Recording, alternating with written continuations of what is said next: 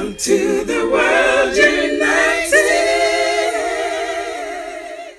Welcome to the world united. Ron Lee. Ron Lee is known as the corporate ninja.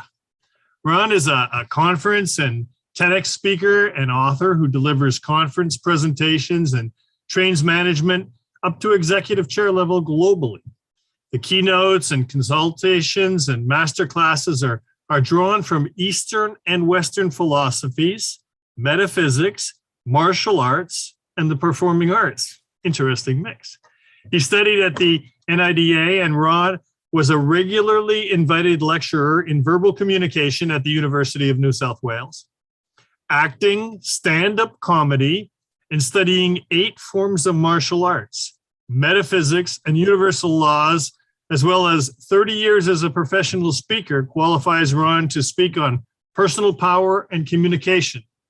The presentations are high impact, interactive, fun, memorable, and effective experiences that stay with people for years. Ron's clients have surpassed their business and private and sporting personal bests. Strategies of world champions can help you achieve anything. Ron has trained women to 6 world championships, and he will reveal those secrets to you. So the training lasted more than a day, but Ron uses his experiences in Eastern Western philosophies, metaphysics, martial arts, and the performing arts. Ron, I'm really interested to hear how you mix all that together. So I'm going to pass it over to you, and it's all yours.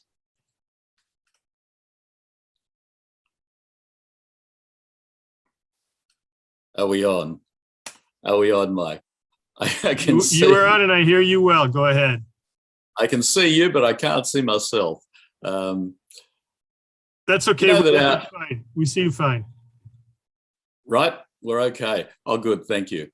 You know that our greatest perceived voids determine our values in life. Whatever we think is missing, that becomes a value. Now, in Australia, in the Constitution of 1901, there was a clause called the White Australia policy. And in the White Australia policy, it said, there is no room in Australia for the Chinese man. So there was constitutional racism until Gough Whitlam wiped it out in about 1973. But you don't eliminate racism in society with the stroke of a pen. So I started school at the height of the White Australia policy. I came out of a loving home environment, and then I hit school. Now let me share this screen with you.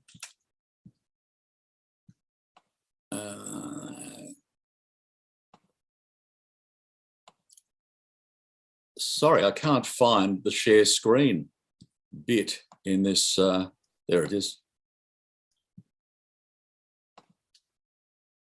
Okay, can you see that? Yes. Okay, yes, we you can can, see Ron. that. Thank you. Excellent, excellent, thank you. All right, now I started school, and that's the school shot. That's me up here, and I was crying because next to me, on the left there, was the bully, and next to him was the bully's backup. In case the bully got bullied, then he had a big backup for himself. So that's what I walked into. I was 5. I got kicked and punched for no reason at all. Name calling was a daily occurrence, and I was because I was born in Australia, so were my parents. And when my grandparents came to Australia, they decided to speak English because they were in a new country. And as far as I was concerned, I was Australian, but to other people, you know, I was different and therefore worthy of being bullied. So that's what happened. And my greatest void was personal power. 5 years old, I felt entirely helpless. Now, I'm just trying to find the stop share thing. Sorry.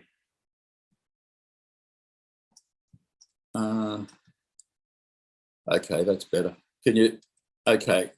Now, what I wanted to do was to empower myself so I became strong. And this probably was my attitude at the time. I want to help people to be less afraid because I wanted to be less afraid. Now, sorry, I'm having trouble with this, this particular format about the screen sharing. Now, the thing is, I was guilty also of unconscious bias. I went to the local coffee shop and there was a guy there called Ali. He was a new barista and he had the most magnificent haircut.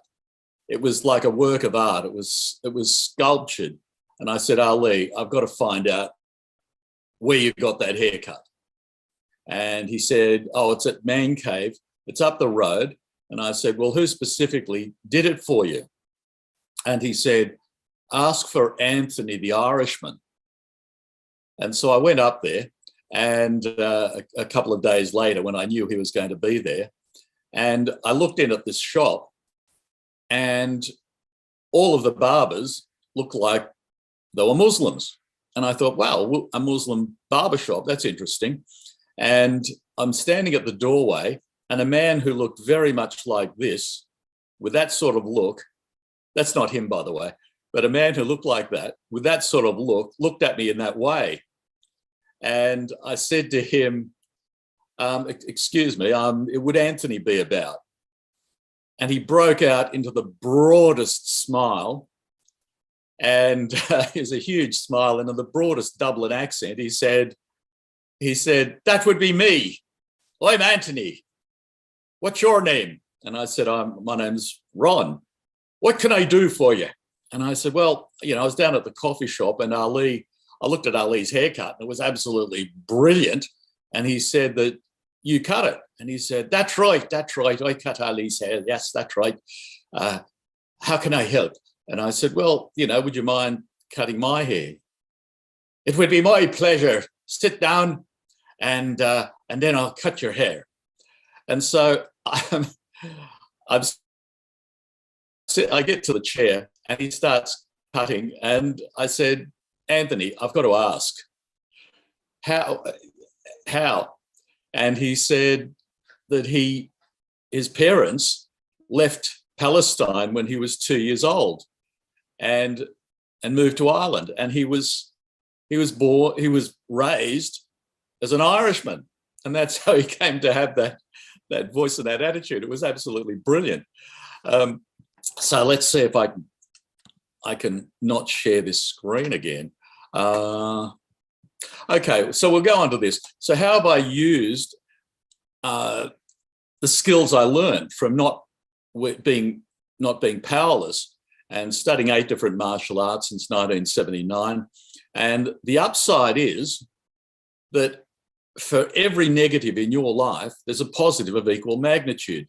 So I learned to be powerful, and the upside is that I teach other people to be powerful as well. This is one of my master classes, and I showed them how to do internal martial arts, which is entirely different to the external form of punching, kicking, blocking, falling, rolling, that sort of thing. Internal martial arts is chi energy. And this is in one of my classes. The fellow sitting down, or rather kneeling down, is a merchant banker and corporate lawyer. The 3 other men, 2 of the front 2 were semi-professional sports people and are over 6 feet tall each. Now, the John who is kneeling down, he's never done martial arts before. And this was after probably 3 hours. He was able to do this. Gradually increasing strength.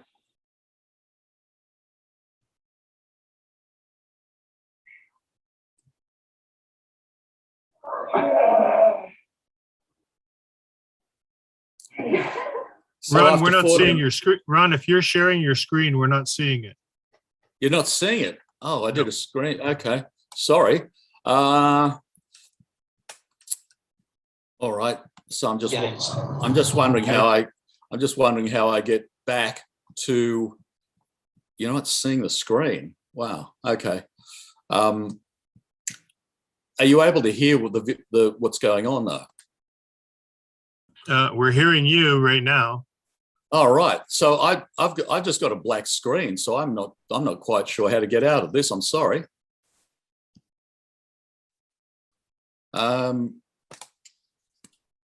Let's see. Okay, I'll do this. I'll do the screen share again, and hopefully this will work. All right. So can you see that? We're still seeing you right now. Are you? Okay, I'll do play. All right.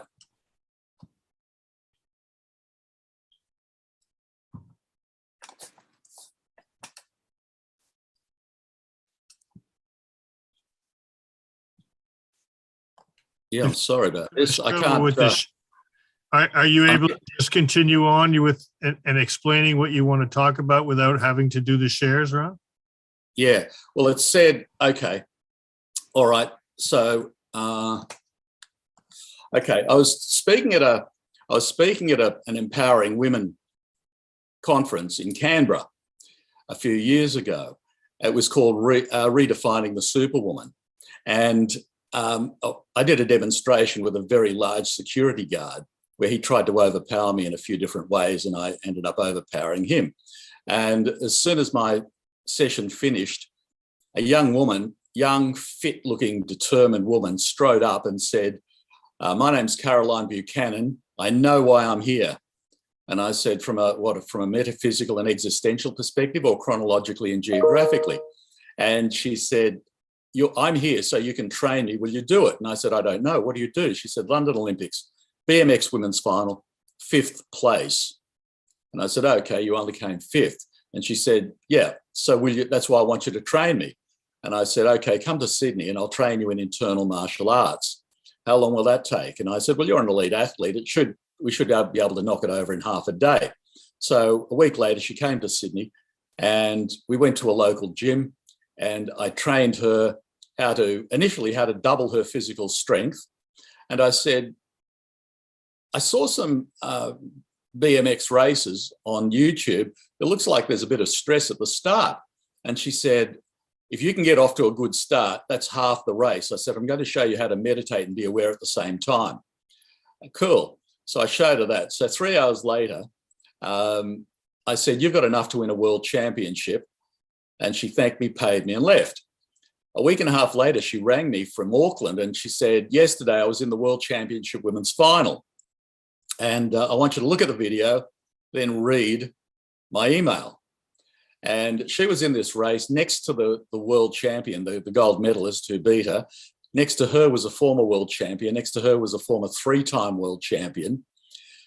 Caroline ended up winning a 25.5-second race by 6 lengths. She slaughtered the former world champions and the gold medalist who beat her at the Olympics. And she sent an email and saying, "I think I did what you said." And I thought, well, it seems that you did enough. And she said, "I got off to the best start of my life. When I hit the first turn, I woke up and realized everyone was behind me and just did the rest of the races we rehearsed."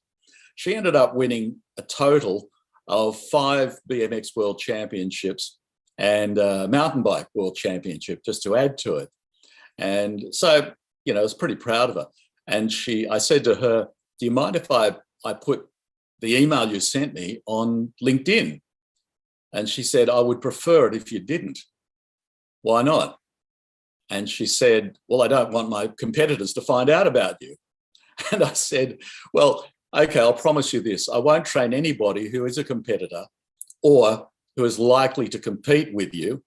And the LinkedIn is only seen by corporates. So the only thing that could possibly happen is that you might get another sponsor." And she said, "Cool, put it in." Anyway, so that was one of the world championship situations. I also trained a marathon swimmer and trained people in golf and other sports as well. But the thing is, I do it mainly with corporates. And I've got a client who was head of, hang on, I'm just going through to read this thing. He was the CEO of TAL, which is a multinational financial services company. And every time he got into a new CEO role, he got me to do sessions with his teams. And in a banking situation, he halved the number of offices, cut the staff by 2/3, and doubled revenue in the next 18 months and sustained it. So that's how you apply it in a corporate situation.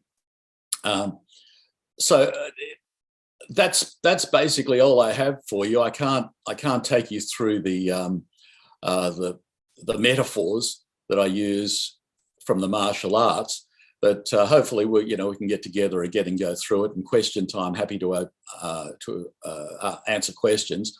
And so I'll close with one particular Chinese quote, and that is it's an ancient quote, and it says, "If you want to be considered a master at anything at all, there are two things you have to adhere to. The first is, don't tell people absolutely everything you know." So thanks for tuning in, and I'll be open to questions during the panel discussion. Thanks very much. That was really interesting, Ron. I'm specifically interested because I hold a black belt myself in martial arts. So it always is interesting how people have taken their martial arts experience and turned it into management strategies. So hopefully we can get into that a little bit.